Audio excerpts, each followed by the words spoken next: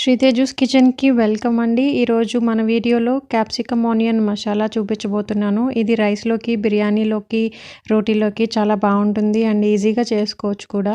And ఈ video కనుక మీకు నచ్చినట్టయితే మీ ఫ్రెండ్స్ అండ్ ఫ్యామిలీ మెంబర్స్‌తో షేర్ చేయండి. అండ్ ఎవరైనా మనం ఇప్పటివరకు ఛానల్‌ని సబ్స్క్రైబ్ చేసుకోకపోతే ఇప్పుడే సబ్స్క్రైబ్ చేసుకొని బెల్ ఐకాన్ని ప్రెస్ చేయండి. ఆల్ అనే ఆప్షన్ని సెలెక్ట్ చేసుకోండి. మన ఛానల్ నుంచి అన్ని కుకింగ్ నోటిఫికేషన్స్ మీకు వస్తూ ఉంటాయి.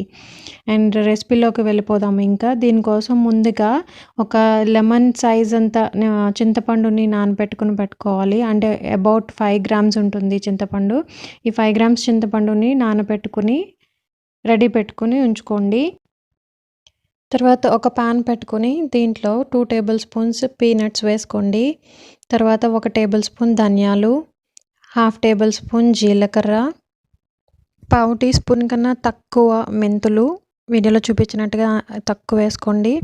తర్వాత 1/2 కప్పు నువ్వులు, 1 దాల్చిన చెక్క, 1 ఇలాచి, 2 లవంగాలు, 3 టేబుల్ స్పూన్స్ డెసికేటెడ్ కోకోనట్.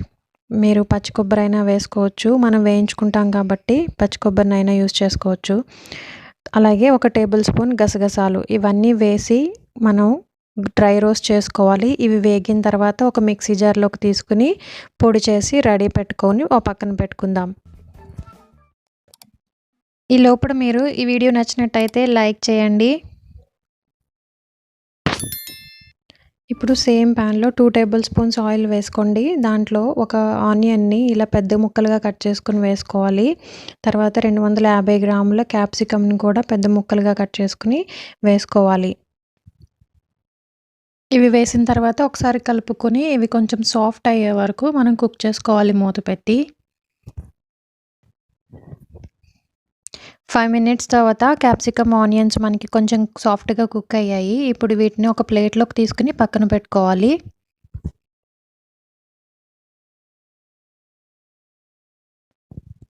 ఇప్పుడు అదే పాన్లో 3 టేబుల్ స్పూన్స్ ఆయిల్ వేసుకోవాలి.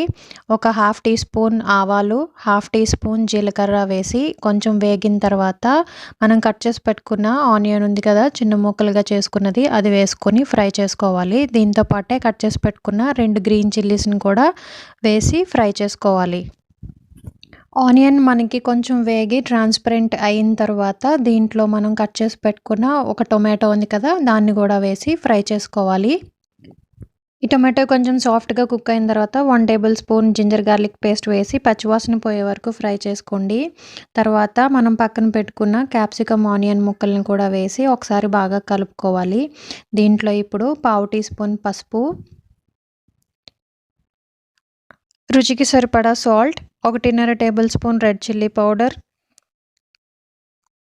మనం గ్రైండ్ చేసి పెట్టుకున్న మసాలా పొడి వేసుకుని ముక్కలంతటికి బాగా పట్టేలాగా మిక్స్ చేసుకోండి.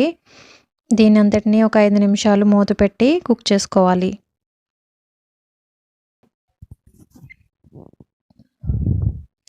ఫైవ్ మినిట్స్ తర్వాత ఈ క్యాప్సికమ్ ముక్కలంతటిని ఒకసారి బాగా కలుపుకోవాలి.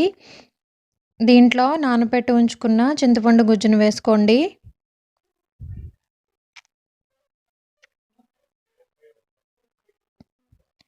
అలాగే 1 కప్పు వాటర్ని కూడా వేసుకోవాలి.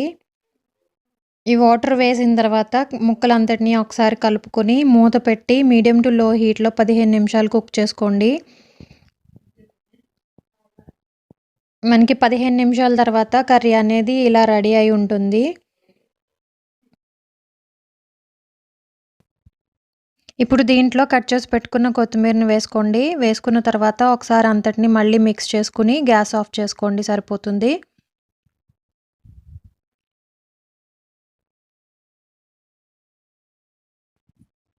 ఇలా రెడీ అయిన కర్రీని ఒక బౌల్లోకి తీసుకుని సర్వ్ చేసుకుంటే మన tasty and delicious capsicum onion masala ready అయిపోయినట్టే. ఇది రైస్లోకి, రోటీలోకి చాలా బాగుంటుంది. ఈ రెసిపీని మీరు కూడా ఒకసారి ట్రై చేయండి. మీకు ట్రై చేసిన తర్వాత ఎలా వచ్చిందో నాకు కామెంట్లో తెలియచేయండి. అండ్ ఈ వీడియో మీకు నచ్చినట్టయితే మీ ఫ్రెండ్స్ అండ్ ఫ్యామిలీ మెంబర్స్తో షేర్ చేయండి. అండ్ ఇప్పటివరకు ఎవరైనా సబ్స్క్రైబ్ చేసుకున్నట్టయితే ఇప్పుడే సబ్స్క్రైబ్ చేసుకోండి.